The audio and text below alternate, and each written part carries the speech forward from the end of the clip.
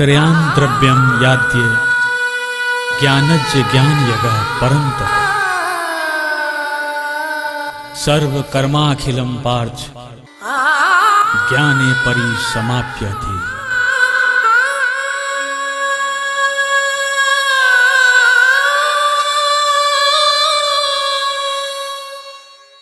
विद्यालय के सफल संचालन के लिए विद्यालय शिक्षा समिति का सक्रिय रूप से क्रियाशील होना परम आवश्यक समझा गया है। अभी जो पिक्चर आप लोग देख रहे हैं, इसमें एक बिहार के ही विद्यालय का चित्रण किया गया है। ये एक वास्तविक रूप से चल रहा विद्यालय है, इसमें कोई अभिनेता या अभिनेत्री नहीं है। ये एक प्रेरणा के रूप में पिक्चर बनाई जा रही है। हम लोगों की आशा ही नहीं, अपेक्षा है कि प्रत्येक विद्यालय बिहार में इसी रूप में चले। और ये जो 3 दिनों का प्रशिक्षण है, ये इसका प्रारंभ है। हमारी ये आशा है और पूर्ण विश्वास है कि आप लोग आज की ट्रेनिंग से और इस पिक्चर से आप लोग प्रेरणा लेंगे और अपने विद्यालयों को इसी विद्यालय की तरह करने का सचेष्ट उपक्रम करेंगे। धन्यवाद।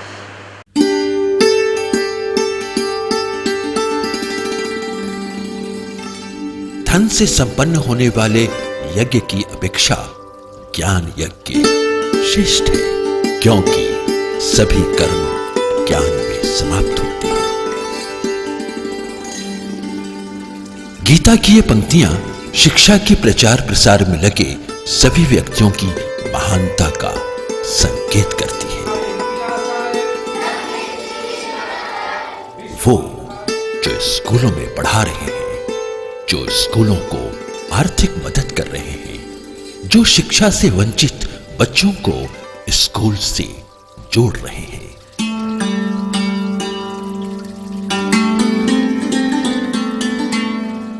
यज्ञ करने से भी बड़ा काम कर रहे हैं, क्योंकि वे ज्ञान यज्ञ कर रहे हैं।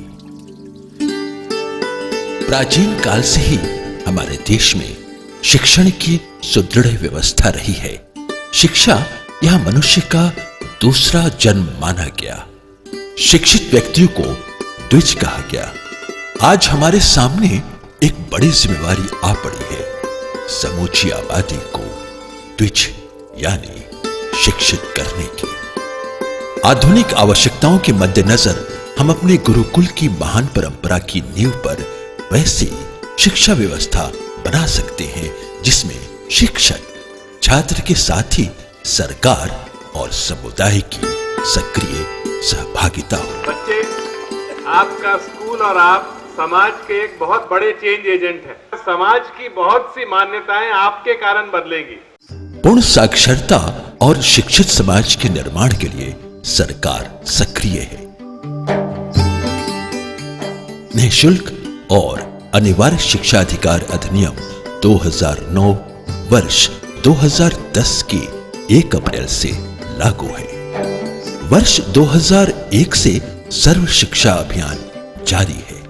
इसके बावजूद बिहार में 6 से 14 आयु वर्ग के करीब 3 लाख बच्चे ऐसे हैं जो कभी भी स्कूलों में नामांकित नहीं हैं। यही नहीं, जो बच्चे स्कूलों में पढ़ रहे हैं उनमें कक्षा के अनुसार अपेक्षित जानकारी का अभाव है। आज आवश्यकता है एक शिक्षा क्रांति की।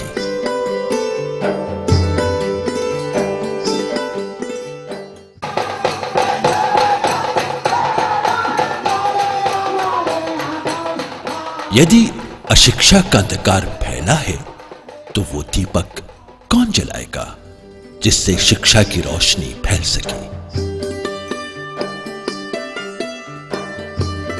क्या यह सिर्फ सरकार की जिम्मेवारी है?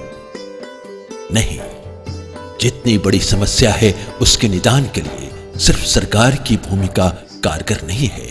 इसके लिए शिक्षाविदों, शिक्षा अधिकारियों, शिक्षकों के अलावा समुदाय की भूमिका महत्वपूर्ण है। बिहार सरकार शिक्षा के प्रचार प्रसार के साथ ही उसकी गुणवत्ता को लेकर गंभीर है। मुफ्त और अनिवार्य शिक्षा अधिकार अधिनियम के प्रावधानों को लागू करने के लिए वो निरंतर प्रयत्नशील है।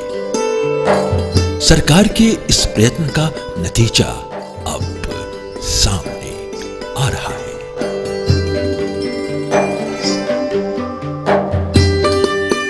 हम इसका एक उदाहरण पेश करते हैं।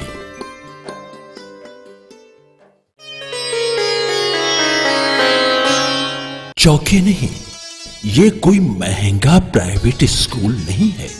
ये है रोहतास जिला के डेहरी प्रखंड में बिहार सरकार के द्वारा संचालित राजकीय मध्य विद्यालय शिवपुर।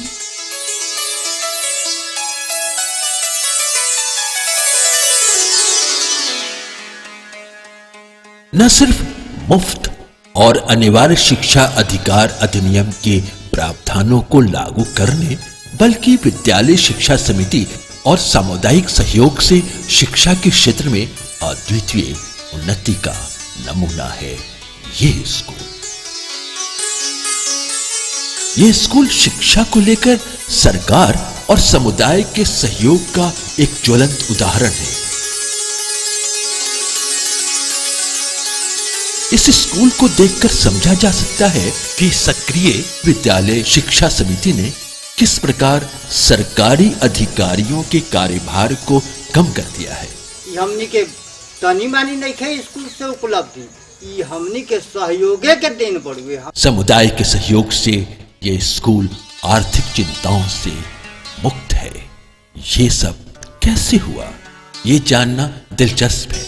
लेकिन इसके पहले हम देखें इस स्कूल और इसके आसपास के गांव में दिन की शुरुआत कैसे होती है।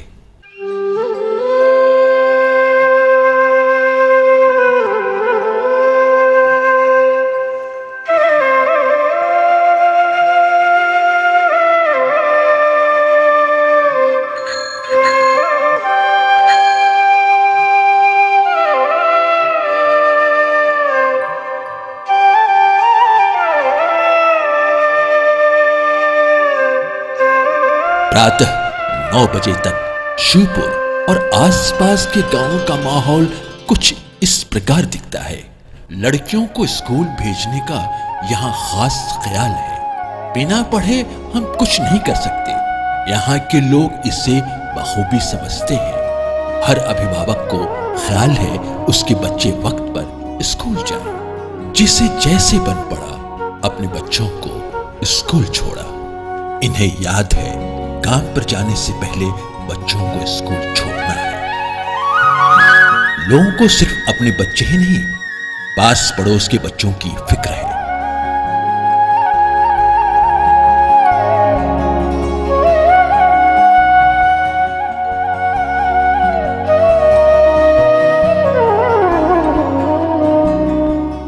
बच्चों को स्कूल जाते देख खुशी होती है। हम संतोष कर सकते हैं। अशिक्षा का अंधेरा छट रहा है। हम देश के उज्जवल भविष्य की उम्मीद कर सकते हैं। अभिभावकों ने तो अपनी जिम्मेवारी पूरी कर दी। अब शुरू होती है स्कूल की जिम्मेवारी।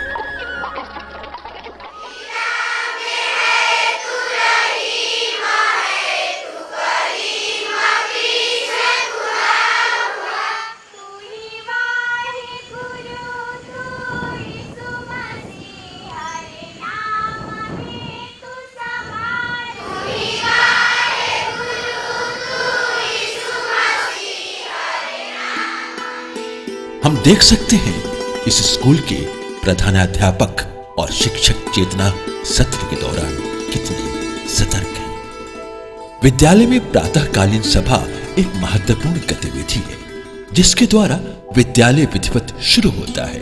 समयबद्धता, सद्व्यवहार, विचारों की अभिव्यक्ति, स्वच्छता और नेतृत्व क्षमता के विकास में इसके महत्वपूर्ण योगदान को लेकर इसे चेतना सत्र नाम दिया गया। यहां देखा जा सकता है बच्चे किस प्रकार वर्गवार पंक्ति में खड़े हैं। वाटसन ने जड़ा सत्र। चेतना सत्र के दौरान अखबार पढ़ना बच्चों में समसामयिक घटनाओं के प्रति दिलचस्पी पैदा करने में सहायक साबित हो सकता है। चेतना सत्र के दौरान यहाँ विद्यालय शिक्षा समिति के कुछ एक सदस्यों की उपस्थिति देखी जा सकती है। चेतना सत्र की समाप्ति के बाद बच्चे पंक्तिबद्ध ढंग से अपनी कक्षाओं में जा रहे हैं।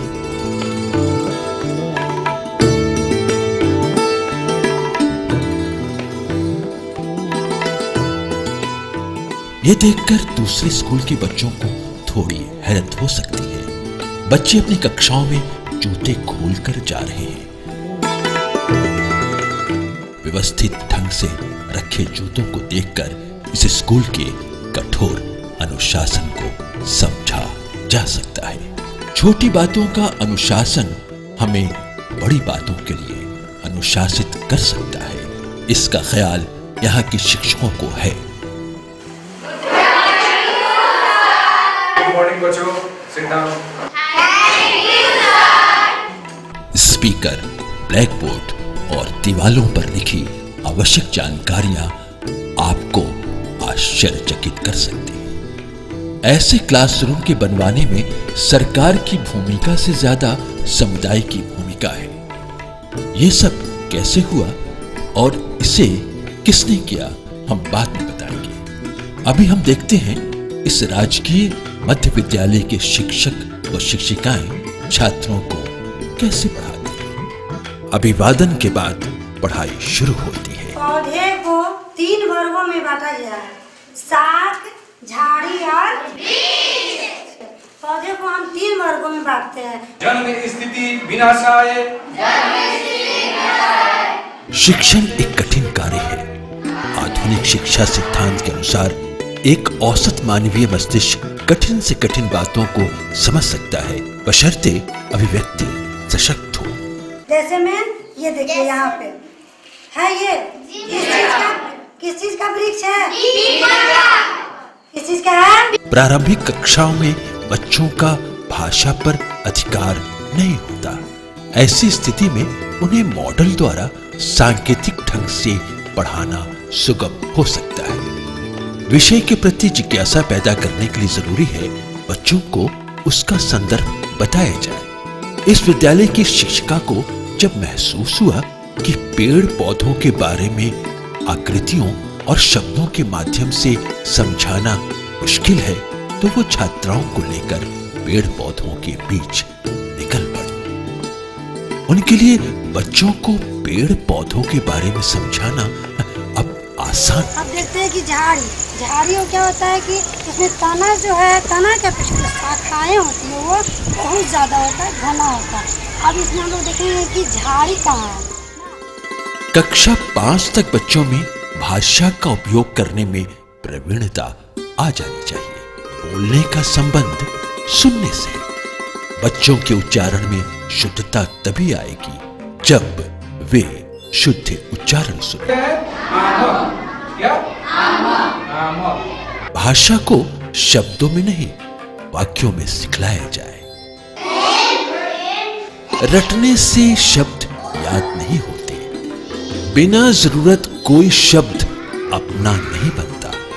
भाषा के शिक्षण में शब्दों को व्यवहार में कई प्रकार से इस्तेमाल करने पर जोर दिया जाए। श्रुत लेखन तो बेहद जरूरी है। मानने को वह मान तो गया, पर पढ़ाने से भी पढ़ाई हो सकती है। एक बार भगवान बुद्ध अपने शिष्यों के साथ राजगीर जा रहे। किसी शिक्षक की अनुपस्थिति में सीनियर छात्र या छात्रा उनकी जगह जूनियर वर्ग का क्लास ले सकते हैं। रास्ता काफी लंबा और पथरीला था। राजकीय मध्य विद्यालय शिवपुर के शिक्षकों को ये भली भांति पता है कि उन्हें सिर्फ नियमित रूप से क्लास ही नहीं लेना है,